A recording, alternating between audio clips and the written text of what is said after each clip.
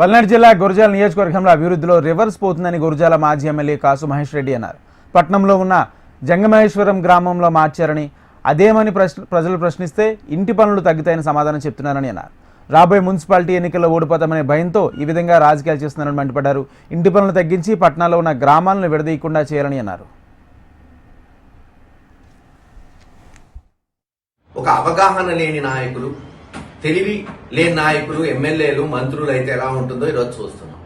జంగమేశ్వరపురాన్ని మళ్ళీ గ్రామం చేస్తారంట. అది ఏమన్నా గొప్ప గ్రామాన్ని పట్టణమో నగరం చేస్తే గొప్ప, కానీ దానికి వాళ్ళు తెలుగుదేశం నాయకులు ఇంటింటికి పోయి జనాన్ని భయపెట్టడం, ప్రలోభాలు పెట్టడం అంటారు.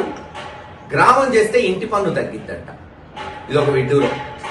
లేదు, గ్రామం చేస్తే ఉపాధి హామీ పథకం. మీరు అధికారంలో ఉన్నారు, రాష్ట్ర ప్రభుత్వం మీ చేతిలో ఉంది, కేంద్ర ప్రభుత్వం మీ చేతిలో ఉంది. ఇంటి పన్ను తగ్గించడానికి పట్టణాన్ని గ్రామం చేయక్కర్లా, ఒక జీవో తెస్తే చాలు. ఇదిగో ఇంత ఇంటి పన్ను ఉంది, దాన్ని ఇంత మేరకు తగ్గిస్తున్నామంటే అయిపోతుంది కదా. దానికి ఇదంతా ఎందుకు?